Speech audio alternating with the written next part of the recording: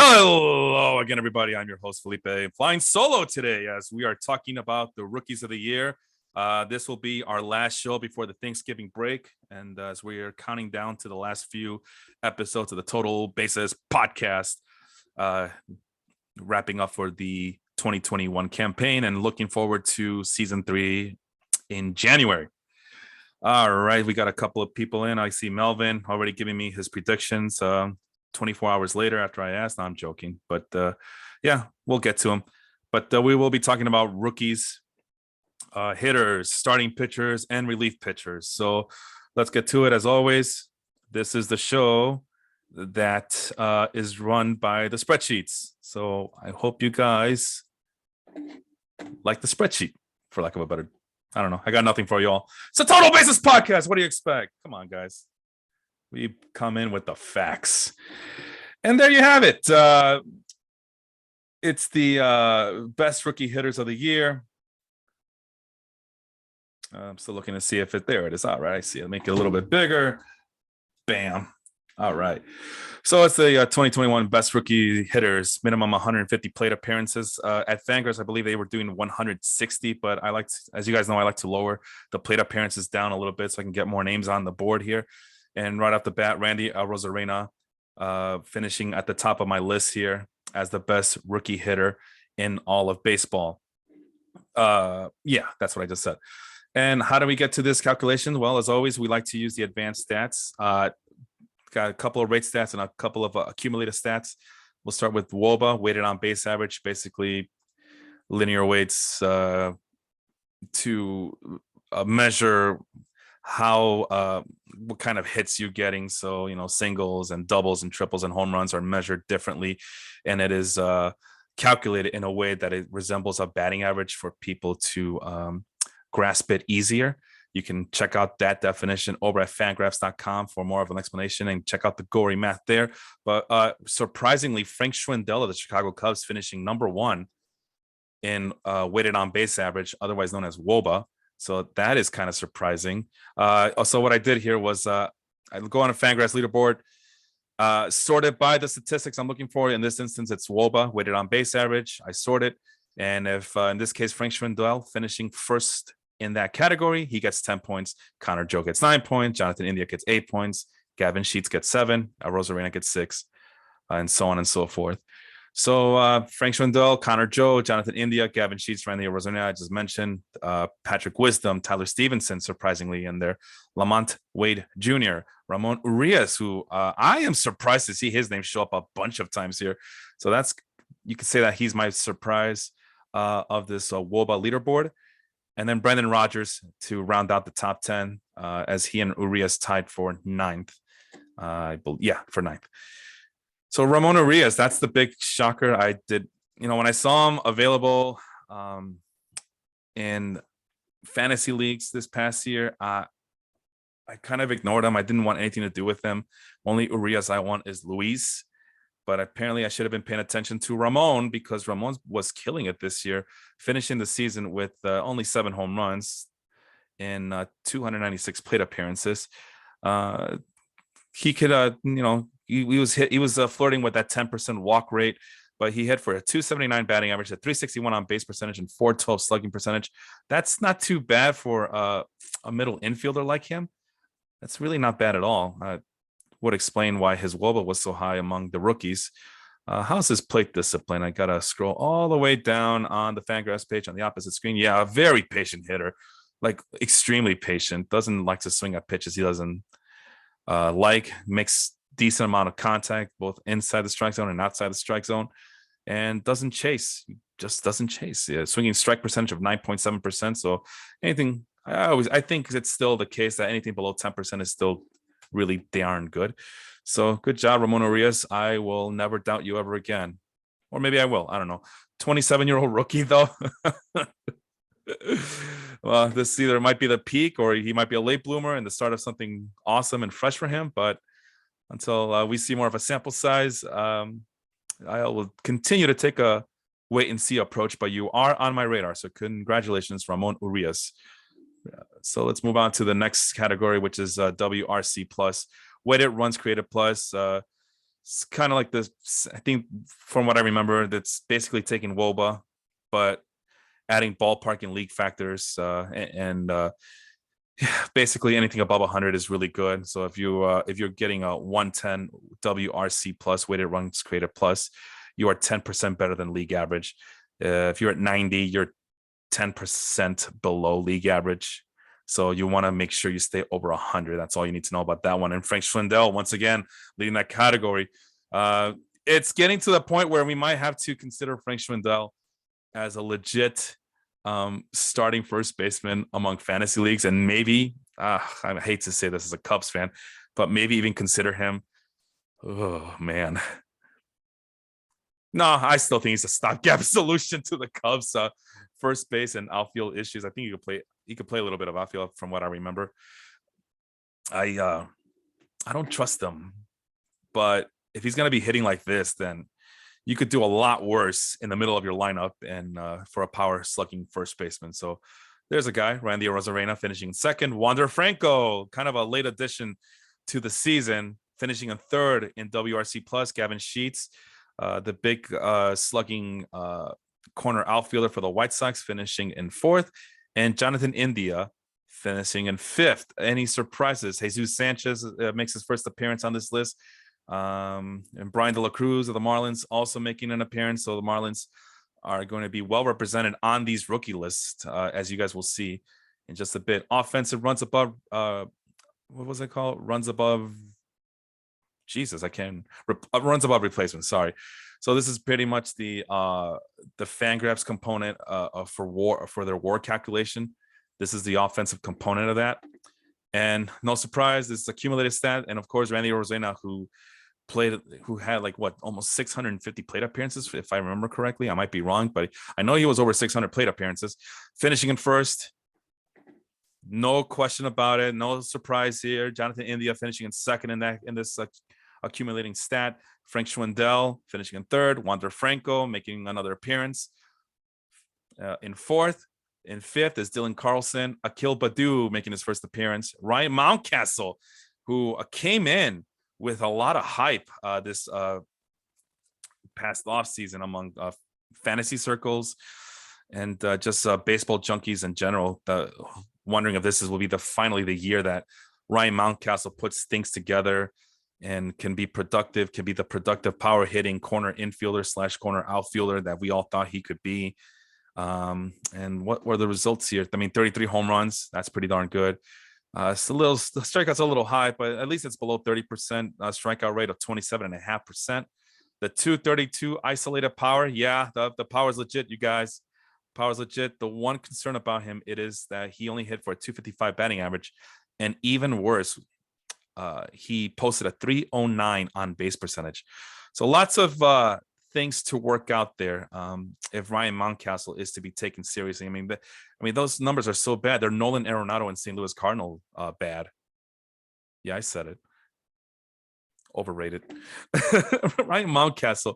How's his plate discipline numbers looking like here? Let's see. Yeah, this is the opposite of Ramon Urias. Mountcastle's an aggressive swinger. He will swing and hack at pitches. Contact rate slightly worse. Actually, it's above 70% contact rate, regardless if it's outside or inside the strike zone. I think Ramon Urias with a 78%, Mountcastle's a 70%. So, I mean, we know what this guy is. He's a big, bopping, power-hitting slugger. And the swinging strike percentage of 16.2%. That's scary. He needs to work on that. And for those wondering, well, 16.2, 9%, what the hell are you talking about? All right, so let's look at the leaderboard among all the qualifying. This is my other screen, so I do apologize if you guys were interested in looking at it. But at 16.2% among all qualifying hitters this past season in 2021 for Ryan Mountcastle, 16.2%. That's the sixth highest in the league. In front of him are guys like Fernando Tatis Jr. If you guys like your hitters to be a little bit patient, Tatis Jr. is not that guy, but he well then makes up for it by having a very exciting bat and just an overall exciting player. So he'll be fine. Adolis Garcia, I feel like he kind of flamed out. He's in fourth with 17.2% swinging strike percentage. Avisal Garcia, who's always been a very impatient, free swinging hitter, he's in third. Actually, he's tied for second with Salvador Perez. So I mean, there's a little bit of a pattern here with among these hitters who have a very high swinging strike percentage. Because number one in the hood G is Javier Baez at 21.7%, the only player above 20%. Javier Baez just continues to hack at every pitch that he sees, almost every pitch that he sees. And what just happened? Did I get booted? What the hell? I'd look around. No, I'm still here. I thought I got booted. Okay. Yeah. I don't know what that was that about. I would look at my phone and I'm no longer on the page. But no, it looks like we're good to go. Anyway, those are the impatient hitters that are actually Tyler O'Neill also on this list. We talked about in a previous episode recently, having a breakout year, but 16.2 swinging strike percentage. You know, he's a power hitting slugger who likes to swing at a lot of pitch. I believe that he did go over 30% strikeout rate, if I remember correctly. Tyler O'Neill. Let's take a quick look. We're waiting on the other screen for the Fangraphs page to load up a little bit. Yep, 31.3% strikeout rate for Tyler O'Neill. So, but you know, he makes up for it by hitting 34 home runs. So and 15 stolen bases. We talked about him in a previous episode. So yeah, you take the good with the bad with guys like that. WRC, it's kind of like WRC plus, it's kind of like WOBA, but it's an accumulated stat. Just trying to figure out what the production overall encompassing offensive production for a hitter has been. Again, check out these definitions over at fangraphs.com because they go very lengthy and very detailed with these statistics. There are some very abstract ideas, but I believe in them. I like them. I just take them at face value at this point. I mean, are you going to tell me that Jonathan India does not belong as a number one guy on the list? He did play a lot this year, breakout year, had a wonderful season. And he's already been named to a bunch of other publications Rookie of the Year awards, most notably Baseball America. And I believe the Baseball Writers Association of America will be making their list. And I have no doubt that Jonathan India will be your National League Rookie of the Year. 24 years old. Is he still? Yeah, he'll be 25 in December. So his birthday, it was about a month. It's a month from now. So that's pretty cool. 21 home runs, 12 stolen bases, 11.3 walk percentage, 22.3 strikeout rate, which a lot lower than the other guys we mentioned. You know, the Ryan Mountcastle and the Tyler O'Neills of the world. 190 isolated power from a second baseman. I mean, you'll take that any day of the week. The batting average was pretty low at 269, but the on base, which is legit, 376 on base percentage, 459 slugging percentage again for a second baseman. You will take that. And finishing with a WAR, wins above replacement of 3.9. So very respectable year, regardless if he's a rookie or not. Any player would take that. Any middle infielder would take that season the way that Jonathan India took this year.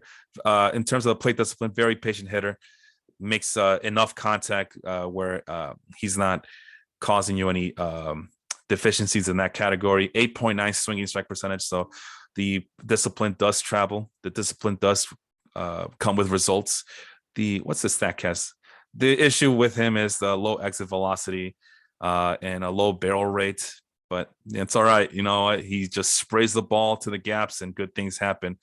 34 doubles. So what else do you want from a second baseman? I honestly don't know at this point. If you're not satisfied with that, Randy Arozarena, Dylan Carlson, Ryan Mountcastle, and Adolis Garcia making his first appearance on the list.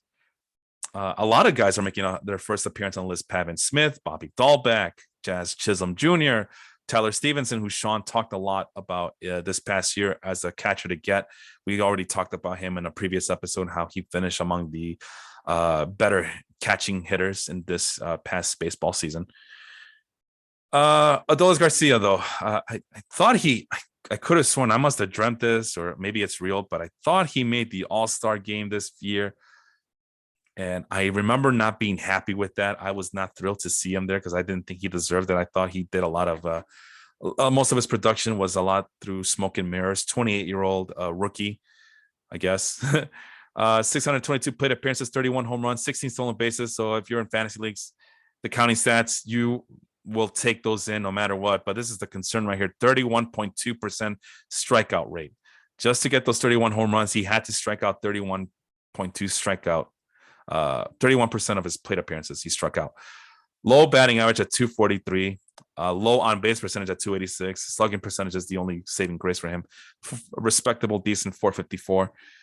WRC plus of 100. So there's your league average hitter right there.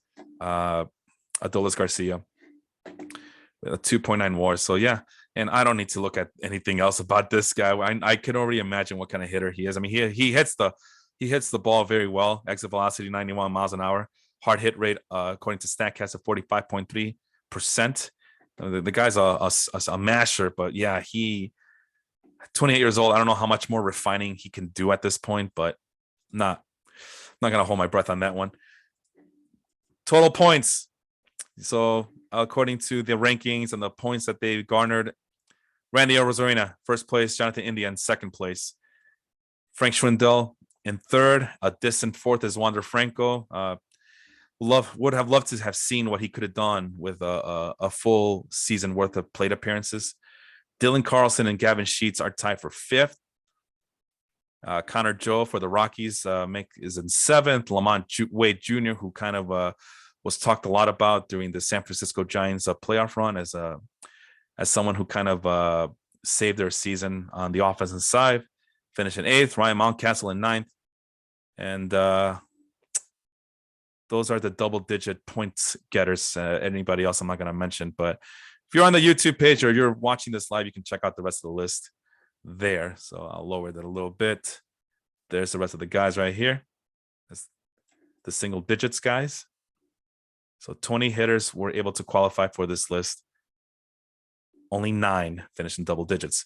So what's the best rookie lineup that you can people could have created for themselves this year?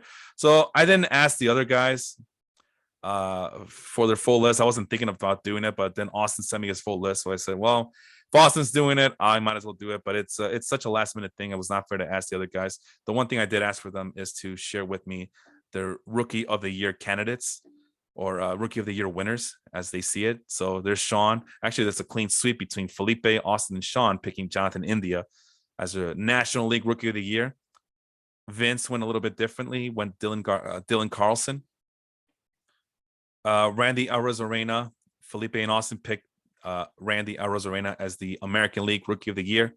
Vince went with Adolis Garcia, which I not a fan of that pick, but Vince feels very strongly about it. Either that or he doesn't want to vote for the Tampa Bay Ray, or it could be maybe Vince forgot that Randy Arozarena qualifies as a rookie. I don't know. I wish should have asked them about that, but like I said, last minute.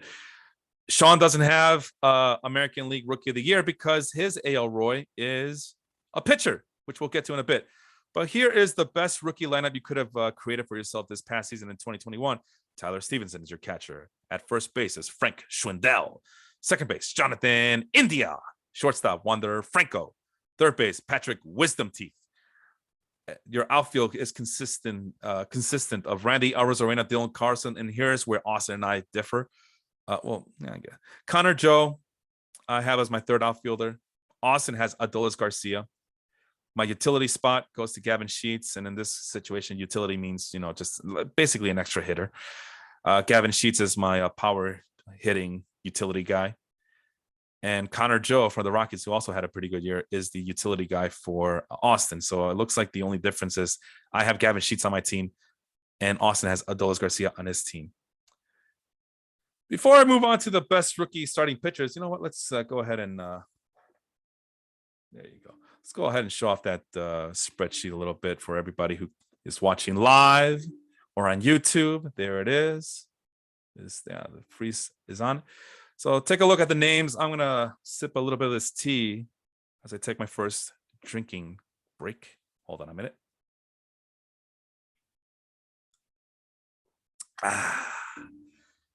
That is none of my business. Let me take another one. Nothing like a mint green tea in a cold winter, late afternoon, early evening. Hope everybody's having a wonderful day out there. But like we did with the pitchers in the last episode, we went both with the traditional and then, trying to figure out who was the best 4x5 best pitcher in this past season for fantasy purposes. So 4x5, that's wins, ERA, whip, and strikeouts. And once again, if you finish in first place in a certain category, like Who finished first in wins here? Luis Garcia of the Houston Astros got the 10 points for finishing in first among all rookies in total wins. You got 9 points for finishing in second, or in this instance, Shane McClanahan and Cole Irvin tied for second in wins. Alek Manoah, Ian Anderson, and Vladimir Gutierrez tied for fourth in wins. To round out the top 10, Tarek Skubal, James Kaprielian, Trevor Rogers of the Marlins, and Casey Mize, the highly touted former first pick overall. Casey Mize, little by little, trying to figure his way out. And I think you guys would remember that Sean and I did discuss all the highly touted prospects who didn't pan out this year, or not just pan out, but they weren't ready to go. Like all the high level rookie pitchers that we've seen on these, Baseball America lists or the Major League Baseball prospects pipeline, those guys were not ready to go this year. And we just attribute that to the pandemic really messing up a lot of these guys' rhythm and their development. So hopefully another year, a full season under their belt is what these guys are looking for in order to get a speedy promotion to the show, Major League Baseball. ERA, Drew Rasmussen, who we talked a lot about this past year. He was traded from the Brewers to the Rays, I believe, if I remember correctly. Kind of a deep sleeper coming into this year. We just didn't know what the Brewers were going to do with him to begin the year. If he's going to be a bullpen guy, if he was just going to be a spot starter, are they going to go with a 6-man rotation or a 7-man rotation? Who knows? The Brewers are one of those teams that they do things a little bit different over there. And Rasmussen was able to get in first. And I wonder how much of that. No, well, when I did this, I sorted it, by starting pitchers, and so only his starting pitching stats should have appeared. So I guess it was still good enough. Qualify is 30 innings pitched to be on this list. So I guess Rasmussen is a legit number one ERA winner according to my 30 innings pitched minimum requirement here. So congratulations to him. Two more traditional starting pitchers, Trevor Rogers, Alek Manoah, finishing second and third. Zach Thompson, also from the Marlins, finishing in fourth. And Josh Rogers finishing in fifth in ERA. So Luis Garcia, Shane McClanahan make another appearance on this category of ERA. And making their first appearance, Tyler Gilbert, Carlos Hernandez, and Ian Anderson. So that rounds out your top 10. Who does Josh Rogers play with? I wonder. Josh Rogers, why is that name? I mean, I know I've had Trevor Rogers in all my teams. Oh, I remember him now. Josh Rogers from the Nationals, left-handed pitcher. How did he do this year? I mean, he obviously did good enough where he's on the ERA there. Okay. Doesn't have much of a fastball. He's more of a breaking ball pitcher and tries to throw for command as opposed to trying to impress people with his stuff. Let's see here. 2-2 with 35 and 2/3 innings pitched. Oh, God. Low strikeouts, high walks, gives up a lot of home runs. Yeah. But, low ERA. So that must mean he's very good, right? That's. Oh, man. Yeah. Gotta love ERA, earned run average. That's the only statistic that matters for pitchers, where Josh Rogers can finish in the top 10 despite being an awful pitcher. But that's okay. We're not here to judge. We're just here to spew out the facts and the numbers, and we go on to the whip, walks plus hits over innings pitched. Once again, Drew Rasmussen taking advantage of the fact that he's more of a relief pitcher than starting pitcher, so he really doesn't have to do pitch for too much of stamina. He just goes out there and just peels back and just throws rockets towards the catcher. Tyler Gilbert, I believe that's the guy from the Diamondbacks, not to be confused with Logan Gilbert, who does show up in the top 10 in whip. Let's see. Tyler Gilbert. Where's he? I need to be more specific. Okay, Tyler Gilbert. There he is. Rookie for the Arizona Diamondbacks, 27-year-old. Yeah, a lot of late bloomers. Like, I consider anybody who's over 24 to be a late bloomer. Like, for me to consider you a rookie, like a legit rookie or a legit prospect, you got to at least be 24 years or younger. And by age 25, you should be in the big leagues. Otherwise, the times are ticking against you. But Tyler Gilbert making his presence felt in 2021 as a 27-year-old left-handed pitcher. How did he do this year? 2-2 record, 40 innings pitch. I guess same thing as Josh Rogers. Low strikeouts. The walks, he kept them pretty much in check, but that's a little bit high still for a guy who's supposed to have like decent command of his pitches. Finished with a wins above replacement of 0.5, so he was good for half a win above replacement.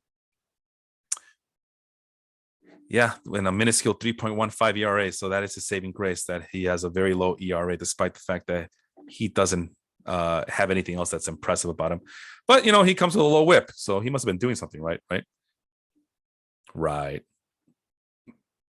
Well, he does a good job of giving up very weak contact. So, yeah, he's all right. Well, we'll give him the benefit of the doubt. We'll see what he does next year. But I'm definitely staying clear from Tyler Gilbert.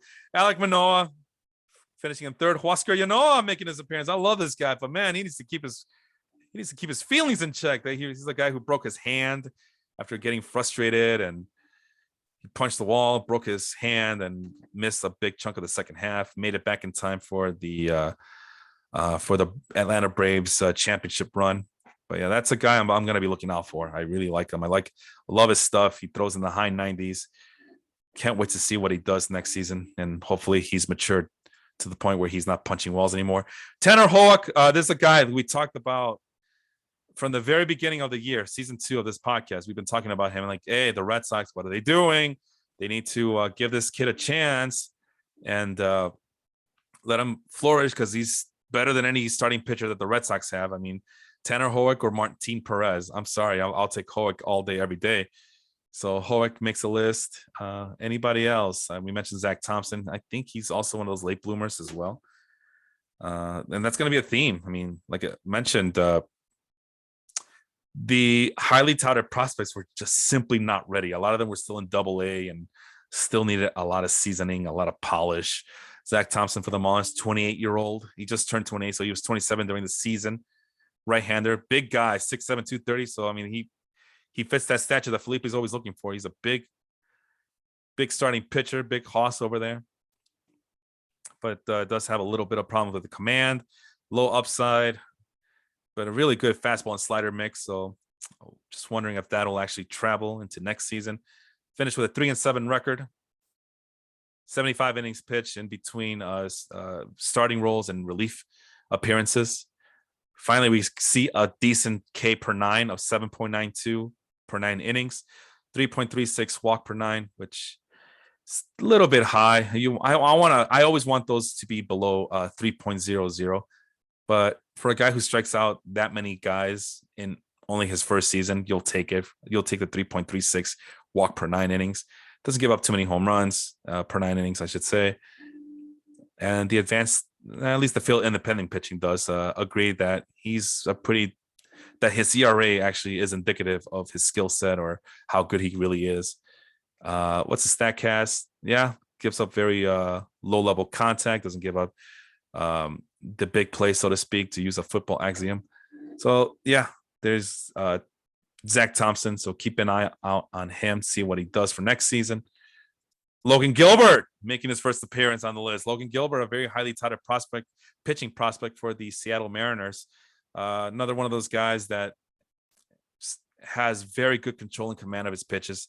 The stuff's a little bit questionable, but obviously it's good enough where he is listed as a very highly touted prospect for the Mariners. So we'll see what he does throughout the years. Tristan McKenzie, the stick-figured Cleveland Guardians starting pitcher, just making it onto this list on the whip. And McKenzie, as you see, he does, and even Gilbert too. But these two guys, Logan Gilbert and Tristan McKenzie, they ranked in the top 10 among all rookie starting pitchers in strikeouts. And let's sort that by strikeouts. How are we doing on time here? Oh, okay. And Luis Garcia finishing number 1. So Garcia finishing number 1 in both wins and strikeouts. Is it enough to proclaim him the 2021 4x5 hero? We shall see. Tyreek Skubal pitched from the very beginning. So, strikeouts are accumulative stats. So pretty sure Skubal was benefiting from just going out there every 5 or 6 days. Trevor Rogers, Shane McClanahan, Tristan McKenzie round out the top 5. JT Brubaker, who at one point was a must-add free agent pitcher for the Pittsburgh Pirates before he kind of imploded, because that's what Pirates pitchers do. Because anyway, that's talk about misery over there. But anyway, Brew Baker finishing in the top 10 in strikeouts, so good for him. Logan Gilbert also, we mentioned that already, that he finished in the top 10. Alek Manoah, who was, I believe, the only pitcher to place in all 4 of the traditional categories. Cole Irvin and once again Ian Anderson at the bottom of the list here, but Cole Irvin making the list once again. The first appearance was in wins, as he finished in second, or tied for second. Yeah. So who was the most important 4x5 hero among all rookies? Alek Manoah. I mean, it had to be. I mean, he was the only one who placed it in the top 10 in all 4 categories. He was showing up as half the battle, and Manoah definitely showed up. And he also was very consistent in terms of just going out there every 5 days. Yeah, that gives this guy a little bit of a spotlight, because he definitely garnered the attention of those traditional counting stats, so to speak, those traditional rate stats. Alek Manoah did. So what was Alek Manoah doing this past year? 9-2 record. He started 20 games, pitched 111 and 2/3 of innings. Marvelous strikeout rate of 10.24, especially for a rookie. Walk per 9 is pretty darn good at 3.22, not too high. Could be lower, but we'll work on that. Home run per 9 below 1, so you always want to make sure that's below 1. If it has to be above 1, make sure it's not over 1.20. I believe that's still the norm for fans who are curious on checking out that statistic. Yeah, 2.0 WAR. I mean, it's a lot to like here with Alek Manoah. So hopefully he can continue to build off of that momentum and really break out in next year. So I definitely have him on my radar. 31.2 outside the swing. Outside the strike zone swing percentage. So could be a little bit higher, but 31.2 is pretty healthy. 47.8 swing percentage. So we're getting close to that 50% benchmark for him. What else we got here? Plate discipline. Very decent contact rates and a swinging strike rate of 12.6. Now, Felipe, you're going to ask me, Felipe, how does that rank among other pitchers at 12.6 swinging strike percentage? I'm getting to it, boy. I'm getting to it, Hoss. So we look at the leaderboard for plate discipline. Remember, Alek Manoah is at 12.6. I'm on my other screen looking it up. And the 12.6. Oh, okay. He's in the top 15. So Alek Manoah is he's legit. If he would have qualified this year among all starting pitchers, he would have been in the top 15 among swinging strike percentage at 12.6, tied with Nathan Eovaldi, guys like Joe Musgrove, who threw a no-hitter, Aaron Nola, who the more people doubt him, the more he just comes up big for the Phillies. And it turns out that he's a real ace, or a real ace, I should say, because at this point Zach Wheeler has overtaken him. But Aaron Nola makes and Zach Wheeler make for a formidable 1-2 punch in Philadelphia. Brandon Woodruff in 11th place. Luis Castillo, despite the struggles, his stuff is so damn good that he's still finished among the top 10. Sandy Alcantara, Frankie Montes, Garrett Cole, Dylan Cease, Lucas Giolito, Kevin Gausman, my guy, Robbie Ray, Max Scherzer, and of course, number 1, Corbin Burns with a big lead among the leaderboards at 16.6%.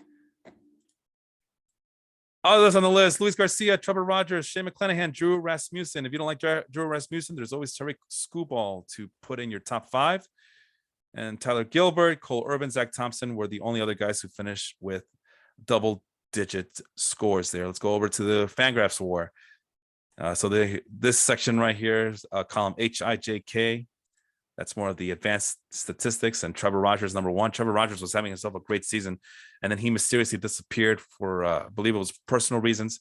I don't remember seeing anything too specific. If you have more information about why Trevor Rogers disappeared, let me know. But I have a bad feeling it might be something familial, maybe a family matter of some sort.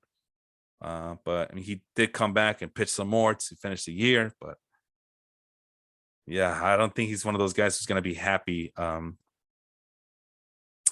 being relegated to spot starting duty, or being a relief pitcher. So Luis Garcia finishing in 2nd, Shane McClanahan finishing in 3rd, Logan Gilbert in 4th, Cole Irvin in 5th.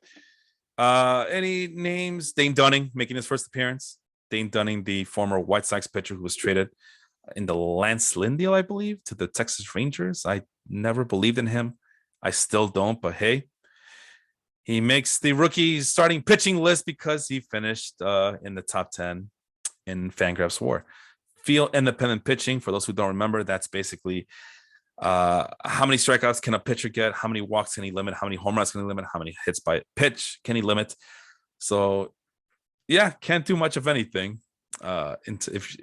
Basically isolating, getting rid of the fielders and just seeing what the pitcher can do by his lonesome. And Trevor Rogers is legit, finishing in first place on this list, followed by Tanner Hoek, Drew Rasmussen. If you don't like Drew Rasmussen, we can take him out and put in Shane McClanahan, Jake Woodford, Luis Garcia, and Logan Gilbert in the top 5. So that's one way of putting it. But yeah, Trevor Rogers was having a really fantastic season before he disappeared. So I hope everything's okay with him and his family. I have to assume it's a family matter. I honestly forgot how that jingle. That jingle. Sorry. Is it a jingle? If it's a TV show, is it a jingle? Is that only for commercials? I don't remember. But yeah, Family Matters, a TV show. Anyway, XFIP does the exact same thing that FIP does, but it accounts for home runs. So it doesn't penalize the home runs as much as the other categories, other statistical categories, I should say. Hold on a minute.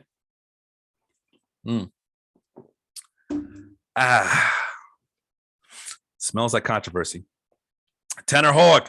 We talked about it in the previous episode how XFIP, expected field independent pitching, kind of forgives these Red Sox pitchers, and Tanner Hoek is no different as he finishing first place on this list. Shane McClanahan also finishing way up top this list in second. Huascar Ynoa, man, still, if he could have just not done that to himself, where would he be? Trevor Rogers, Drew Rasmussen, Adbert Alzolay, the Cubs rookie fireballer, making his first appearance on this list. And let's see, Alzolay, huh? Adbert Alzolay. Let's see what he did this year. Because I know that he has a very high velo fastball. I don't remember seeing much on it in terms of the last time I saw a Cubs game. It's been a while. Obviously, the Cubs were eliminated a long time ago from contention. So Alzolay, 5-13 win-loss record, 29 games, 21 starts, 9.17 strikeout per 9, 2.44 walk per 9. Home run ball is an issue. I guess that's why XFIP is kind of being forgiven of the guy here. He's kind of taking it easy on Alzolay. Still has a high velo, 94.2 miles per hour, 4.58 ERA, which that's not good. The FIP is bad, but the XFIP is the saving grace, probably because of the home runs. Trying to do more trying to account for those home runs and turn them into a more of a league average. Account for league average factor, I should say. Other than that, I mean, he does a pretty good job of giving up weak contact. At least he tries to do so. I mean, with a high velocity. At one point, you could argue that Alzolay was the starting pitcher with the highest velocity among the Cubs starters, and that wasn't saying much. So, well, it is Alzolay. So, let's see. Where was that? Looking for the, I don't know, pitch effects or StatCast. Here we go. I think we're getting close. No, what the hell? StatCast pitch velocity. Fastball, yeah, 94 miles an hour. Okay. So that's interesting. Plate discipline. What did he do this year? Does decent job of inducing swings. That would explain the respectable K per 9. Contact rate, a little tad high for a guy who could throw at high velocities, I guess, at this point. What is that? Swinging strike rate of 11.8, so that's not bad at all. Could be worse.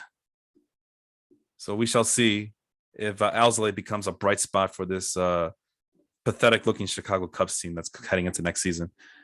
Let's see. Anybody making a first appearance? Yeah, Jake Woodford of the St. Louis Cardinals makes his one and only appearance on this list. David Peterson, Tyler McGill, they also make their first appearance, so they're not going to matter anytime soon. Let's see. Tanner Hoek finishing number 1 again on this list. Huascar Ynoa, number 2. Shane McClanahan, number 3. Trevor Rogers, It's clean sweep for Trevor Rogers, finishing in the top 10 in all 8 categories that I used for this exercise. That's pretty cool. Bailey Ober, that's the big guy from the Minnesota Twins, I believe. I think he's listed at 6'9". Let's take a quick look. 6'9", 230, I believe. No, 6'9", 260. So Timberwolves could use a power forward. They can just go with Bailey Ober. What's his saving grace? Not much. A good changeup for a guy like him. It's kind of disappointing to see that he doesn't have much of a fastball, but the changeup is his bread and butter, along with a really good command, as according to the prospect report of 2021 over here at Fangraphs. Ober finished with a 3-3 record, 92 and a third innings pitched, 9.36 strikeout per 9, very minuscule walk per 9 of 1.85. So, no, this guy, I know Sean talked him up a lot. Me, I was taking a wait and see approach on him in terms of fantasy baseball talk here. I mean, I like him. I like his build. 6'9", 260. You gotta love that. Hopefully that translates into durability. But I just need to see more of him. If he shows me more, will he'll eventually win out my trust? I don't know. But yeah, I'm definitely taking a wait and see approach on him. I know guys like Sean are, if they see Bailey Ober available late in the draft, they're gonna be like, yeah, that he's mine now, and everybody else got screwed. So let's tell you, plate discipline.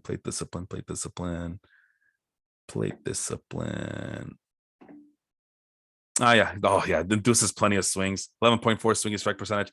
Yeah, definitely someone you want to keep our eye on and maybe move up your rankings for next season for sure. So that brings us to the end of the list here. Who was the best starting pitcher? Well, little bit of a foreshadowing. The fact that Trevor Rogers. I mean, for first and foremost, we don't add all of this. I mean, this is just the strikeouts, F4, FIP, XFIP, and Sierra. That's how we got to 42. But the fact that Trevor Rogers was able to satisfy both traditional statisticians and fantasy baseball leaguers, as well as the advanced statistics crowd with his top 10 rankings in all these categories that we use. I mean, could you just imagine what would have happened had he been there for the entirety of the year?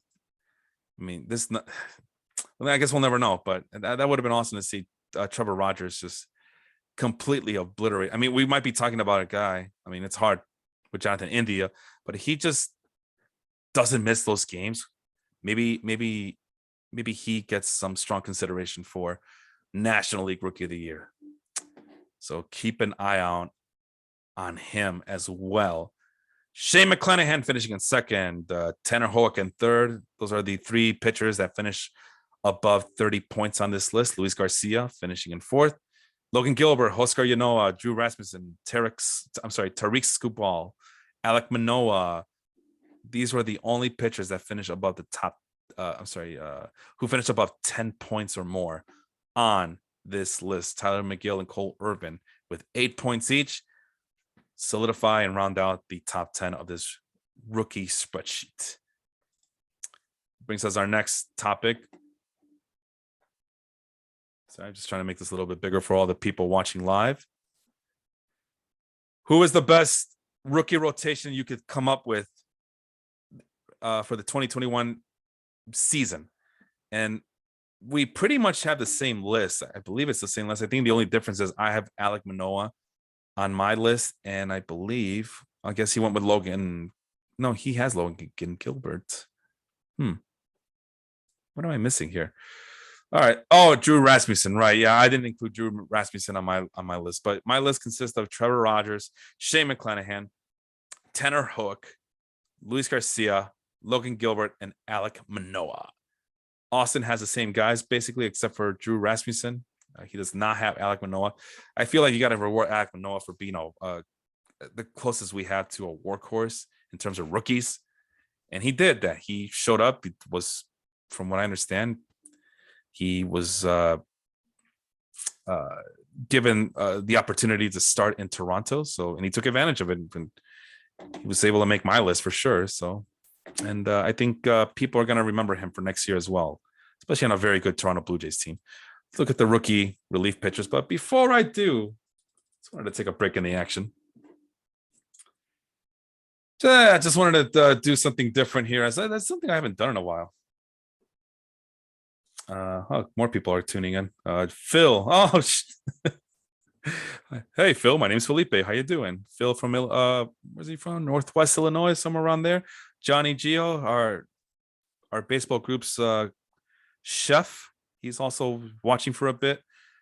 I saw that Jacob from the Step Back Basketball Podcast showed up as well earlier today. So thank you all guys for joining me today. Talk some rookie baseball here. Let me take another sip of this tea. Mercy. Tastes like I'm about to disclose some confidential information, but I try not to spill the tea here. Let's take a look here. Some of the posts. I haven't done this in a while. I wanted to just touch base on some of the happenings in the Baseball Life Facebook group. That's where we're going in live. We try to go every week. But like I said, this is the final show before the Thanksgiving break. In news today, Eduardo Rodriguez signs with the Detroit Tigers. I believe it was a 5-year, $77 million contract. And of course, now that I want to see the rest of the post, my phone is acting up. So, of course, nothing can ever go right in these parts. Speaking of nothing going right, we do have a little bit of tragedy as Julio Lugo, former Major League Baseball player, died today at the age of, 45 years old. Julio Lugo, from what I remember, middle infielder. I believe he was with the Red Sox. Looks like he played from 2000 through 2011. Right-handed hitter and infielder, shortstop mostly. 6'1", 175 pound. Played for the Astros. Oh yeah, I remember him with the Astros. Got his start with the Astros actually. Played with the Tampa Bay Devil Rays. So yeah, that's how old he goes back. It's a decent 10-10 guy, 10 home runs and 10 stolen bases. He was able to do that. Oh, wow. 1, 2, 3, 4, 5, 6. 6 times where he went 10-10. That's pretty darn good. What is that? Let me, 1, 2, 3, 4. I'll make that. Make that 4. I have the partial seasons feature on. That's on me. That's my fault. So 4 times. That's still, it's pretty darn good. I wasn't expecting that much pop from Julio Lugo. Also played for the Dodgers, the Red Sox. Looks like he won a World Series championship in 2007. Played a little bit for the Cardinals. Played a little bit for the Braves, part-time duty. The Orioles as well. Finished with a career 13.9 WAR, which is unfortunately it's on the low side. His best season. Yeah, 2005, it looks like. 2005 with the Tampa Bay Devil Rays, according to Fangraphs WAR, wins above replacement, 4.6. I mean, wow, 4.6 out of Julio Lugo. Age 29 year, 158 games, so he was durable, 690 plate appearances. Sorry, 690, not 698. 690 plate appearances, 6 home runs, 39 stolen bases. Jesus. Is that a career high? Yes, it is. The next time that he would post a 30-plus stolen base season was in 2007 with the Boston Red Sox. So very patient, high contact rate hitter. Not much power, not much pop, but, like I mentioned, he will occasionally surprise you with 10 home run power. Was an average hit for average hitter, 295 batting average in 2005. Very high on-base percentage, 362. Kind of reminds me of one of the people we just talked about. And now, of course, the name escapes me. What was that guy we were just talking about? Let's look back at the hitters here. Okay. So a little bit of Ramon Urias lives in. Say that Ramon Urias is maintaining that legacy for Julio Lugo. They're not real. I don't think they're related or anything like that, but they're connected by position and by the fact that they're both major leaguers. I believe they have the same stature, similar hitting profile, looks like. So yeah, wow. So Julio Lugo died of a heart attack at age 45, according to the family. It's really tragic, really sad. So rest in peace to just, I don't know what else to say. It's just kind of shocking. 45 years old is way too young. I mean, I myself, I'm knocking on the door at 40 years old. So I can only imagine his family being grief-stricken right now. I mean, former Major League Baseball player, in bad shape to get a heart attack. That's really tragic if you all things considered here. But anyway, let's see if my phone is working. Let's see what else other news we got. Let's see, what is this Yankees name former Yankees name according to the Athletic, the Yankees name former Mets manager Luis Rojas as their new third base coach. Okay, that's cool. I know there was other stuff that was kind of catching my eye that I wanted to discuss here. I guess not. Oh, I did post the all defensive baseball podcast picks as well as the base running picks over at the Baseball Life Facebook group. So check out our list there. If you've listened to the show before, you already know that we ran through those when we did the episodes live. There was other stuff here, but Oh, name a well-known Major League Baseball player not in the Hall of Fame. I remember the name Reggie Smith always pops in my head, and I must have done something where I was only looking at his era of baseball, and I just remember him kind of finishing among the best in terms of the WAR calculation. Like he finished with a positive offensive runs above replacement, really high, really good, decent high defensive runs above replacement, a really good base runner as well. So he was one of the few guys among all the qualifying hitters during his era of play that qualified or that got all positive scores in the WAR calculations. So although it says famous players, so I know not many people are gonna know who Reggie Smith is, but I don't know. Every time people ask me who's a Hall of Famer that, or what's a baseball player from yesteryear that should be in the Hall of Fame, that's the first thing that comes to mind. 76 years old already. He's not getting any younger, obviously. Bats right-handed, throws right-handed, 6 foot, 195 pounder, outfielder. Played from 1966 to 1982. A 64.6 WAR, man, according to Fangraphs. So there must have been some adjustment. He got a negative 2.5 base running score. I could have sworn that was on a positive side, but I guess not. But 331.6 offensive runs above replacement, 25.5 defensive runs above replacement. What more do you guys want? What more do you guys want from the guy? So from 66, let's have some fun here. Well, we have the rookie stuff. We're not even talking about the rookies. So let's see if I could. Okay, I could turn that off for sure. And now you see my mug. So let's take a look, man. 19. Let's make it from 1965 to 1985. That nice little 20 years.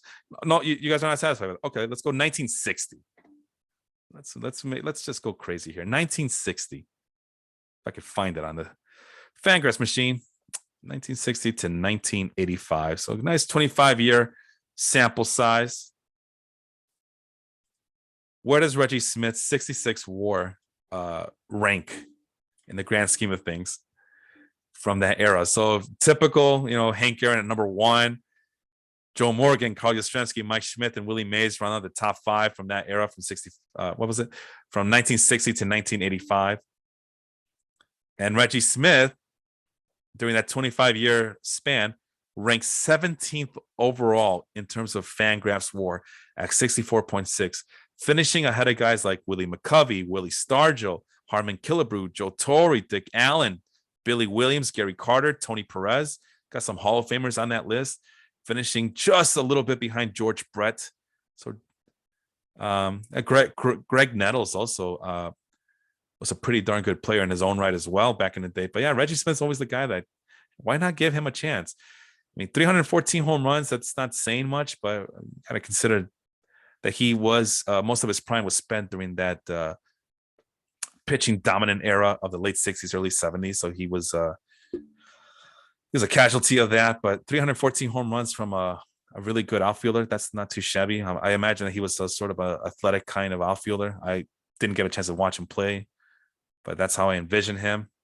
For those who did watch him play, please let me know. Tell me some stories. I want to hear them. So Reggie Smith, 314 home runs. That's of 922 qualifying hitters from 1960 to 1985. Reggie Smith's 27th overall in home runs. I mean, I don't know what more do you guys want from the guy, but here I am trying to convince people to vote for Reggie Smith for Hall of Fame. Probably has no chance, a snowball's chance in hell to get in there. Let's take a look at his triple slash, and then we'll go back to the rookies here. Batting average 287, on base percentage of 366 and 489, slugging 379 weighted on base average, and a 137 WRC plus. Basically, During this era, Reggie Smith was 37% better than the league average hitter. So the WRC plus puts him at 23rd in that time span, just behind guys like Ricky Henderson, Darryl Strawberry, Norm Cash, and ahead of guys like Al Kaline, Jack Clark, Eddie Matthews, Joe Morgan. I mean, not all those guys are Hall of Famers, but I mean, it's definitely a who's who of Major League Baseball. Important players from the olden days before I was born. So there you have it. Give Reggie Smith a chance. So then you might want to ask me, well, who else is on that list that may not be a Hall of Famer? Pete Rose, I guess, is the name that kind of sticks out. Bobby Garrett, 14th in the war list from 1960 to 85. So yeah, he deserves some consideration. I know most people don't care or they don't really consider Bobby Garrett a Hall of Famer, but I mean, you can make a case for him if you look at the second baseman. He has 215 home runs. To put that in perspective, Joe Morgan, who basically had the lead in that category for a long time, during this time span, has 268 home runs. It's not that far off for a second baseman, but I digress. Reggie Smith, not in the Hall of Fame. Dick Allen, I don't believe he's in the Hall of Fame. Probably deserves to be in the Hall of Fame. Bobby Bonds, you can make a case from 1960 to 1985. It's probably not his complete career, but 332 home runs and 460 stolen bases. I thought people like power speed combo players. I don't get it. I don't get it. Anyway, anything else on the docket today? Melvin sharing. Oh yeah, he shares the news about Julio Lugo. Does he have anything else to add to this? Julio not only was a champion with the Boston Red Sox, but he was also a champion with Leones del Escogido. Played in 3 Caribbean series representing Dominican Republic. His best performance came in 2013, in the 2013 series when he had an ops on base plus slugging percentage of .873.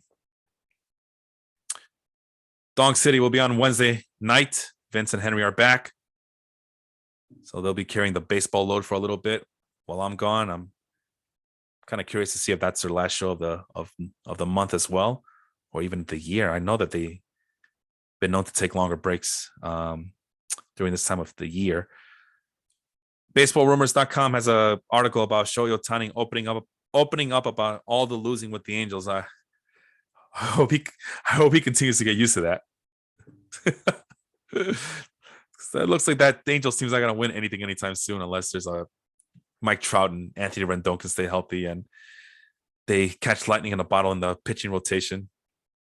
Anyway, let's get going. So I got finishing up. We're gonna finish up the rookie talk with the relief pitchers. Yes. And then we can go home. Well, I'm already home, but you know what I mean. Let's go home show. All right, so let's go category by category. How are we doing on time? I believe I was doing pretty well last time I spoke with you. Last time I checked. And let's see where we are. Okay. So yeah, we're almost done here. All right. So rookie saves, Emmanuel Clase, number 1, followed by Jordan Romano, Tyler Rogers, that's Taylor's brother, James Karinchak, and Kyle Finnegan of the Cincinnati Reds, I believe, right? Or he was with the Reds at one point in his career. Let me see. Where's he at now? When I eat me spend Nationals. Why does that name sound familiar? Oh, okay, never mind. I'm thinking of Brandon Finnegan. Sorry about that, gang. All right, so those are the top 5 in saves. Let's go quickly to holds. Tyler Rogers making both the saves and the holds category, so that's going to be very important to remember.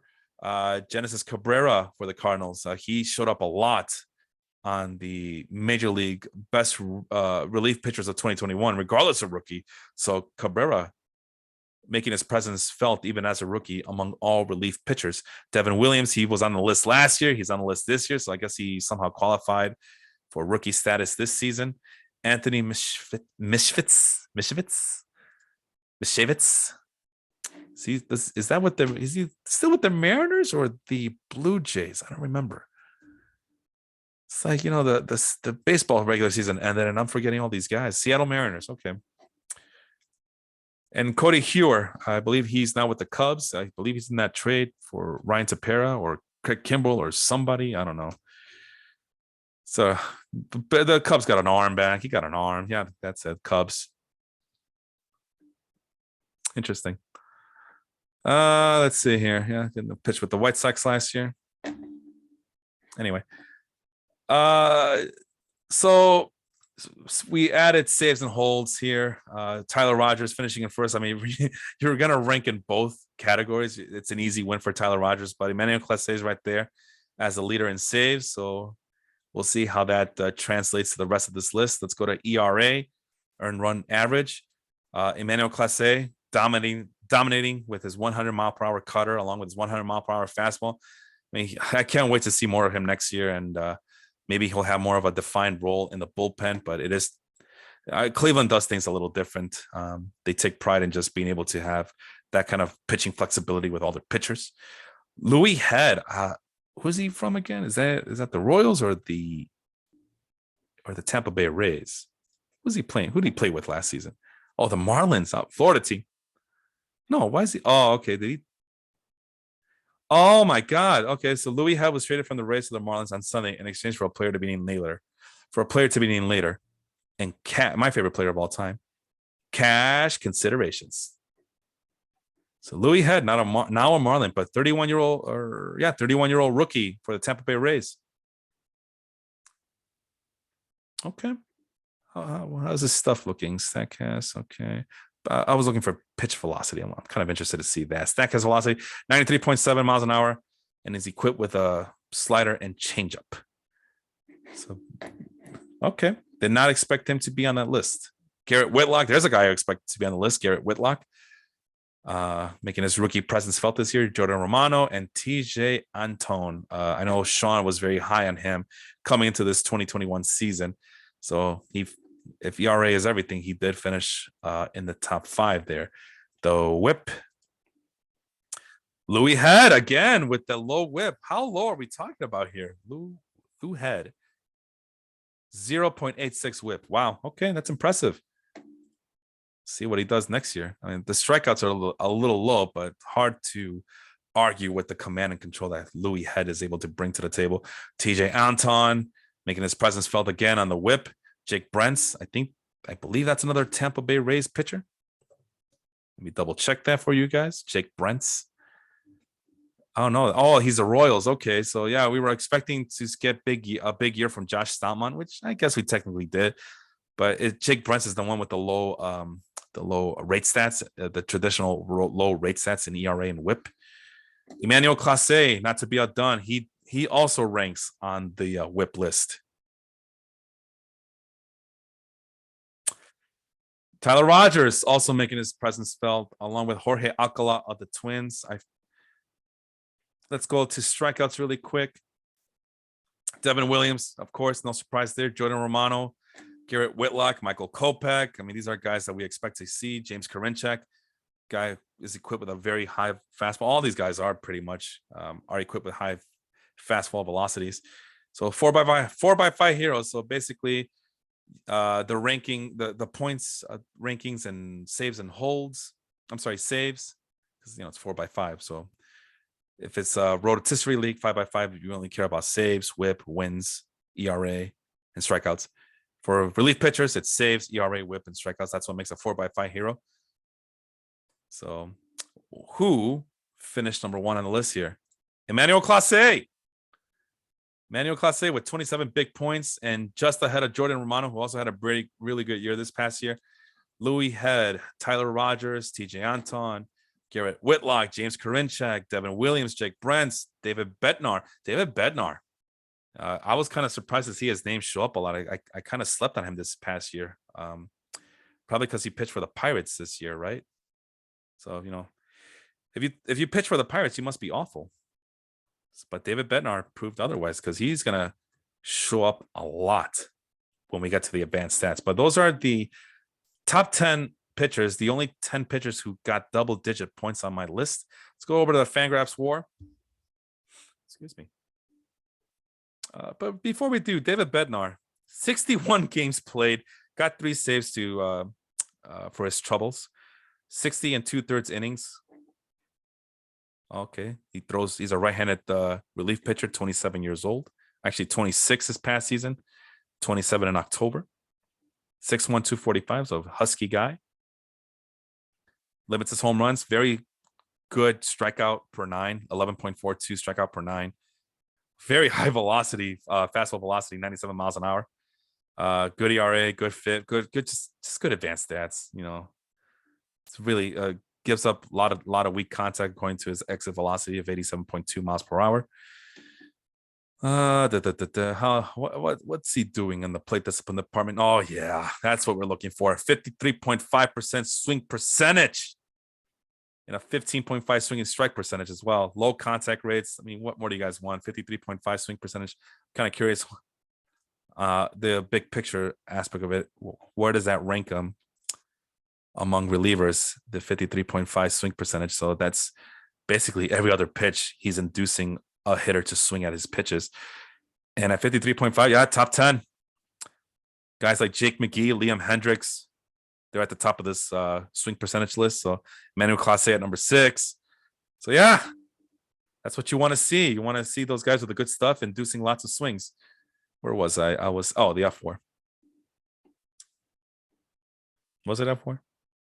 Oh yeah, David Bednar, Michael Kopech, all those guys. Let's see. Oh no, I was talking about the 4x5 heroes, and then we move on to Fangraphs War with Emmanuel Clase, Garrett Whitlock, Cole Sulzer making his first appearance. I believe he's I guess he was closing some games for the Orioles the last couple of seasons. Let me double check that because yeah, definitely plays for the Orioles. That's okay, so I must be thinking about somebody else then. Oh no, that was him. Yeah, I remember him. God, he was bad last year, but he turned things around this year. So, so he must have learned some. Yeah, I'm surprised that he was able to fix a lot of the issues that he had last year for this season. So yeah, good for him. Good for him. I still don't trust him though, but you know, you want to roll the dice with Cole Sulzer, be my guest. Devin Williams and Tyler Rogers round out the top 5. Garrett Croquet making his first appearance on the list, and that's all there is to Fangraphs War. We're almost done here. Field independent pitching. Emmanuel Clase. It's the same. I mean, you're seeing it right here. Let's just cut to the chase here. Emmanuel Clase finished number 1 in all 4 of these categories. I mean, do you guys like to complain? A lot of you guys, not maybe not most of you guys listening in right now, but a lot of people like to complain about these advanced stats, how they're not reliable, they're fake numbers, they're nerdy numbers created by nerds, and they're evil and they're ruining baseball. But if ever there was a time for a pitcher to dominate with a 100 mile per hour fastball to go along with a 100 mile per hour cutter, this is what it looks like. Just dominating every single statistical category being used here to gauge performance among the rookies. David Bednar also showing up on the list. Peter Fairbanks, who kind of broke out last year. Garrett Croquet also on this list. Devin Williams, Garrett Whitlock. I mean, it's the who's who, man. What else do you guys want? It's the who's who of relief pitchers. Pitchers that were, I mean, they're just rookies, but they were counted on to step up in big situations for their current major league teams. XFIP, like we mentioned before, this one accounts for home runs as well as the strikeouts, the walks, the hits by pitch, and all that. It turns the home runs into more of a league average score environment. Again, check out fangraphs.com for more details regarding that. Manuel Clase, once again, finishing in first. Evan Williams, who dominated these lists last year, getting second. David Bednar, Garrett Whitlock, TJ Anton, round out the top 5. Anthony Bender. Oh, okay, making another appearance here. I forgot to. Oh, no. Anthony Bender got 1 point for being tied for 9th, being tied for 10th among saves in this grouping here. Joely Rodriguez also making the list, and Drew Rasmussen, who was on the starting pitching list, he took a point away from a guy who was predominantly a relief pitcher, probably. Drew Rasmussen getting one single point for his relief pitching work. Sierra Skills interactive ERA. That's probably my favorite statistic of all the advanced stats. Does the same thing that these other two statistics do, the FIP, XFIP, the field independent pitching statistics. But Sierra accounts for balls in play data. And again, I urge everybody to check out the Fangraphs website for more details and information on Sierra skills interactive ERA. But again, Clase number 1, Michael Kopech number 2, Devin Williams number 3, David Bednar number 4, Jordan Romano. It's the same guys. Gang is the same guys. If I want me to keep going, Garrett Whitlock, TJ Anton, Anthony Bender making another appearance at the last minute. Ryan Thompson, who placed on the whip as well. And then the last guy, I'm stuck there. I have no idea who Bailey Falter is. So that one's a name that came out of nowhere for me. But who was the best relief pitcher of 2021 according to what's the stats we're using? So we're using the holds plus saves number that we got here. Strikeouts and all these 4 categories right here. And it was a lot closer than what it looks, but Emmanuel Clase, 1, 2, 3, 4, 5. Okay, got 50 big points out of this. So that's pretty impressive. 50 big points, just dominating. Oh, I guess not dominating, but he got the nice round score. In second place, very close, was Devin Williams, but that's not surprising. I mean, Devin Williams has proven to be one of the better young up and coming relief pitchers in all of baseball. Garrett Whitlock finishing a distant 3rd. David Bednar losing out by a point to Whitlock. Jordan Romano in 5th. Tyler Rogers in 6th. Michael Kopech in 7th. Genesis Cabrera, the Book of Genesis Cabrera, the Book of Sega Genesis Cabrera. I mean, I'm just throwing out fantasy names for you guys next year. Cole Sulzer in 9th. Peter Fairbanks tied with Garrett Croquet and James Karinchak in 11th. Yep. No, 10th. Sorry, in 10th. And then rounding out the top 13, the only players to get double-digit points, TJ Anton, finishes up this list. So that brings us to that's our last one. All right, we made it, you guys. Woo! We made it. Here's the Total Bases Podcast rookie bullpen. It's pretty much the same guys. Emmanuel Clase is my this should say RP1, RP2, RP3, RP4, RP5, PR. No, I can't type. RP6. So basically, it's the same guys. Emmanuel Clase is the number 1 bullpen ace that we have here, followed by Garrett Whitlock, David Bednar, Jordan Romano, Devin Williams, Tyler Rogers, a submarine throwing brother of Taylor Rogers of the Minnesota Twins. And there you have it. That is the best rookie bullpen you could have constructed in this 2021 season. Be sure to feel free to share anybody else that I may have missed. I know these numbers don't always get everybody that deserves to be notarized, I guess, for lack of a better term. So if I miss anybody, or if you're excited about a rookie or a prospect, let me know on the comments below. What do you call it? Yeah, let me know in the comments below, and we can continue the discussion there. As far as the real Major League Baseball, I mean, you have, let me start from the top here on a separate page. The finalists are Randy Arozarena, according to the Baseball Writers Association of America. I think so. I'm going to assume so. Let's just go with it. All right. Randy Arozarena is the American League candidate, along with his teammate Wander Franco. And Luis Garcia of the Houston Astros. That is Sean's pick to click for, or at least that's who he would have voted for if he had a vote to begin with. Luis Garcia of the Houston Astros, a right-handed pitcher. Over the National League, Dylan Carlson, Jonathan India. That's my pick to click. I think he should win it. There's like no other justification for anybody else here. And Trevor Rogers. If Trevor Rogers would have not have missed all that time, I think he would have had a really good chance of maybe stealing a lot more votes from Jonathan India. Maybe long shot. NO Rookie of the Year winner, long shot, but still a shot nonetheless. Just kind of the upset of upsets here, but he did miss all that time, so now we'll never know. But that is the third installment of our award seasons. I know that there's manager of the year, but I don't care about the managers. Whatever. It's gonna be what, Gabe Kapler maybe, and oh boy, Tony La Russa. I don't know. I don't care. Let's see. Take a quick look at the managerial position here. So I heard beeping through my headphones. Oh, for heaven's sake. Manager. Sorry about that. Where are the managers? Here we go. Keep hearing this beeping sound. Okay, Craig Counsell, Gabe Kapler, Mike Schilt. Oh, okay. It's gonna go to Gabe Kapler. I think we talked about that ad nauseum this past year. Manager of the Year, American League, Dusty Baker, Kevin Cash, and Scott Service. Oh, really? Okay. Guess Scott Service. Nobody was expecting the Mariners to do anything this year, and managers get the credit for doing that. So whatever.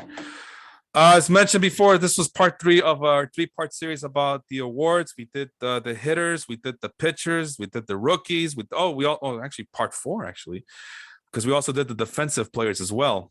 But yeah, feel free to catch all our previous episodes and all our breakdown of the awards on Google, Spotify, Stitcher. Apple is the big one that people like to use. I learned that recently, so definitely check us there. Leave a review, give us a 5-star rating. I would greatly appreciate that. Check us out on YouTube's as well. If you're on audio only and you want to see the list that I share with everybody live here on the Baseball Live Facebook group, go check out our YouTube page as well under the Life Group podcast banner. Same thing with the audio only format, the Life Group podcast page on those podcast platforms I just shared with you all. We have other podcasts, but I see that I'm running out of time and I'm getting very hungry. So everybody, thank you so much. I'm not going to see a lot of you guys live until December. So I hope everybody has a wonderful Thanksgiving. Hope everybody enjoys the Hot Stove League. We'll be back sometime in early December. Until then, have a good one, everybody. Take care.